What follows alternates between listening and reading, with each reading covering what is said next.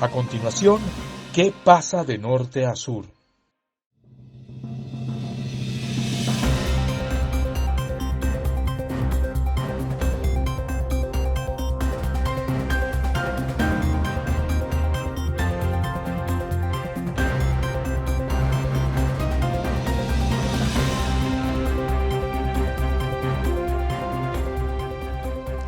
Amigos de VPI TV, buenas noches. Bienvenidos a una nueva entrega, nueva emisión de ¿Qué pasa de norte a sur? El programa de VPI TV dedicado al análisis internacional. Como de costumbre, se encuentra con ustedes Alejandro Linares Mendoza, periodista y analista internacional. Vamos a entrar inmediatamente en materia, por ello vamos a compartirles la noticia de la semana, esa información que ha sido la más destacada de los últimos 7 días. La noticia de la semana se ubica en Ecuador. ¿Por qué en Ecuador? Porque justamente desde hace una semana ese país, Ecuador, se encuentra en estado de guerra. El gobierno, encabezado por el presidente Daniel Noboa, decretó el estado de excepción, suspendió buena parte de las garantías ciudadanas y emprendió una lucha frontal contra el crimen organizado. Al día de hoy, la nación suramericana, les estamos hablando de Ecuador, se encuentra militarizada. Esto mientras las autoridades intentan resolver de forma progresiva las tomas de rehenes que persisten en varios recintos carcelarios. El conflicto entre el Estado ecuatoriano, entre las Fuerzas Armadas ecuatorianas y las bandas criminales, las bandas que forman parte del crimen organizado en Ecuador, no es de nueva data, es de vieja data, de muy vieja data. El episodio actual comenzó, sin embargo, con la fuga de Adolfo Macías. Adolfo Macías es un peligroso narcotraficante al que se le conoce como alias Fito. El delincuente, líder de la banda Los Choneros, escapó de la cárcel en la que se encontraba recluido. El criminal, condenado a 34 años de prisión, logró fugarse del penal de El Litoral, un penal, un recinto carcelario que está ubicado en Guayaquil. Tras la evasión, diversos motines estallaron en distintas cárceles de la geografía ecuatoriana, con el ánimo de retomar el control dentro de las prisiones y de mantener la paz, la calma, el orden en las calles. El ejecutivo encabezado, repetimos, por el presidente Daniel Noboa, decretó el estado de excepción y además declaró la existencia de un conflicto armado interno. El gobierno también designó a varios grupos del crimen organizado como organizaciones terroristas. La medida, apoyada incluso por la oposición correísta, por esa oposición que se encuentra liderada por el expresidente Rafael Correa, representa la apuesta con la que Daniel Noboa busca cumplir con su promesa de combatir al crimen y la inseguridad. Esa tarea, el combate al crimen y el combate a la inseguridad, es una asignación pendiente que no deja de preocupar a los ecuatorianos. Durante el año 2022, durante todo el transcurso del año 2022, la nación andina, Ecuador, ocupó el 10º puesto entre los países más violentos de América Latina y el Caribe. Hacia el año pasado, sin embargo, hacia 2023, Ecuador se ubicó entre las 3 naciones más peligrosas de la región, superando, según algunos estudios, a países como Honduras, Colombia o Venezuela. La evaluación negativa en materia de seguridad es el resultado de una conjunción de fenómenos, de una mezcla de fenómenos. Entre ellos destacan la corrupción institucional, la corrupción endémica, la sobrepoblación carcelaria y, adicionalmente, el afianzamiento del narcotráfico como actividad ilícita. En Ecuador, además de los choneros, además de la banda que acabamos de mencionar, los choneros, hay un rosario de cárteles que se dedican al trasiego de estupefacientes. Todas esas agrupaciones aprovechan que el país tiene salida al Océano Pacífico para enviar droga, principalmente cocaína, hacia Europa y hacia los Estados Unidos. Algunos de esos grupos, algunas de estas organizaciones dedicadas al narcotráfico actúan en sintonía, vale decir, actúan en sociedad con organizaciones criminales transnacionales como el Cártel de Sinaloa o el Cártel Jalisco Nueva Generación. Por otro lado, las agrupaciones ecuatorianas que se dedican al tráfico de droga luchan entre ellas con la intención, con el objetivo de hacerse con el control de las distintas plazas y con ello, por supuesto, monopolizar el mercado de los estupefacientes. Este es el gran fenómeno, esta es la gran realidad por la cual Ecuador es al día de hoy, vamos a decirlo una vez más, una de las naciones más violentas y peligrosas de América Latina. Esa es la razón por la cual Daniel Noboa, presidente en ejercicio de Ecuador, está intentando combatir de la manera más frontal posible tanto el narcotráfico como el crimen organizado. En esta segunda parte del programa nos vamos a trasladar hasta Guatemala. ¿Por qué? Porque pese a todos los obstáculos, Bernardo Arévalo consiguió juramentarse como presidente de ese país. El dirigente socialdemócrata de 65 años de edad triunfó en las elecciones que fueron celebradas el año pasado. Arévalo logró vencer en segunda vuelta a la ex primera dama Sandra Torres, a quien derrotó con más de 20 puntos porcentuales de ventaja. Esto, insistimos, en segunda vuelta. Desde entonces, es decir, desde que consiguió el triunfo en las elecciones, los partidos tradicionales y los líderes que forman parte del establishment guatemalteco hicieron lo posible para detener la llegada de Bernardo Arévalo al poder. Luego de confirmarse su victoria en las urnas electorales, Bernardo Arévalo y su compañera de fórmula, la vicepresidente Karine Herrera, enfrentaron una serie de maniobras legales con las que se buscó impedir su toma de posesión.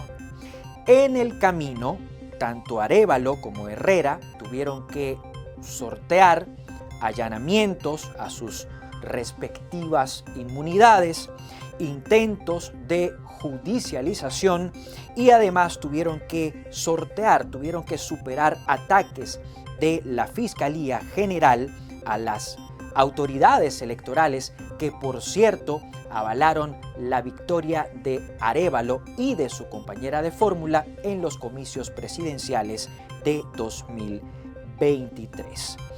La última de las embestidas, sin embargo, la última de las embestidas contra Arévalo y contra su compañera de fórmula se dio, sin embargo, desde el Congreso y se dio de manera reciente.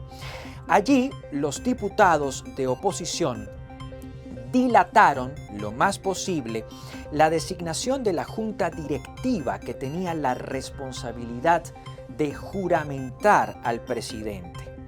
En consecuencia, lo que debía ser un acto protocolario de unas 5 horas, eso es lo que debía tomar la investidura de Bernardo Arévalo como presidente, unas 5 horas. Lo que debía ser un acto protocolario de 5 horas terminó extendiéndose por cerca de 12 horas. Durante todo ese tiempo se produjeron choques entre parlamentarios afines al mandatario y legisladores que forman parte de las fuerzas opositoras. También hubo manifestaciones para exigir al Congreso la instalación del nuevo Ejecutivo. Finalmente, y cerca de la medianoche del día domingo, les estamos hablando del domingo hacia el lunes, cerca de la medianoche del día domingo, Bernardo Arévalo recibió la banda presidencial y recibió además la llave de la Constitución guatemalteca de manos de Samuel Pérez, un joven diputado que ahora preside el poder legislativo. En la juramentación de Arévalo, para conseguir que ese acto se diera, se realizara, se concretara, fue clave la presión de actores internacionales. Luis Almagro, secretario general de la Organización de Estados Americanos, hizo lectura de un comunicado que fue refrendado por varios de los cancilleres que habían acudido a la toma de posesión. Por su parte, Josep Borrell, el alto representante de la Unión Europea para la política exterior, el jefe de los asuntos exteriores de la Unión Europea, también hizo lo suyo al amenazar con medidas restrictivas individuales a aquellos diputados que intentaran obstaculizar la investidura. Como nuevo primer mandatario, como nuevo presidente de Guatemala, Bernardo Arévalo heredó un país, escuchen bien, con un 60% de pobres, con un 60% de pobreza y con elevadísimas tasas de corrupción. Por consiguiente, el presidente tendrá que maniobrar para lograr reformas institucionales y para adelantar además programas sociales. Sus acciones podrían verse obstaculizadas, sin embargo, por su minoría dentro del Parlamento, dentro del Poder Legislativo. ¿Por qué?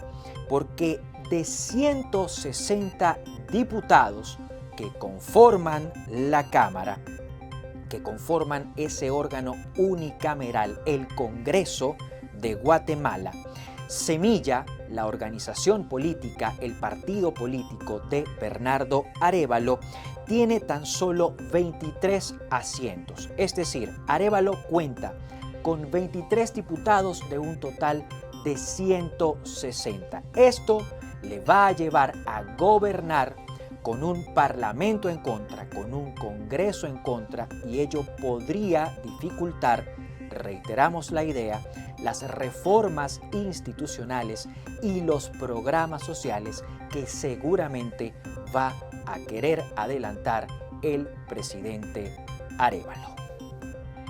Amigos de VPI TV, continuamos con más de ¿Qué pasa de norte a sur? Estamos entrando en la recta final de nuestro programa. Vamos a trasladarnos inmediatamente hasta Taiwán. ¿Por qué hasta Taiwán? Porque a sus 64 años de edad, Lai Ching-te se ha convertido en el nuevo presidente de Taiwán. El dirigente, hijo de un minero que falleció mientras trabajaba por inhalación de dióxido de carbono, hijo también de una madre que a pesar de quedar viuda logró formar a 6 pequeños. Ese mismo dirigente viene de desempeñarse como segundo a bordo de la presidente saliente Tsai Ing-wen. Su historia de vida, la historia de vida de Lai Ching-te, dicen sus biógrafos y sus seguidores, es la de un hombre que ha logrado hacerse a sí mismo, que ha logrado construirse a sí mismo. Quienes le conocen afirman que a pesar de tener un origen bastante modesto, el nuevo mandatario ha tenido el hambre suficiente como para superarse. Aunque es médico de profesión, Lai Ching-te decidió involucrarse en la política. Lo hizo uniéndose a las filas del Partido Democrático Progresista. Esa organización, el Partido Progresista o el Partido Democrático Progresista, le ha brindado una plataforma tal que gracias a ella, Lai Ching-te ha trabajado como alcalde, ha trabajado como diputado nacional, ha fungido como primer ministro y viene de desempeñarse como vicepresidente del país.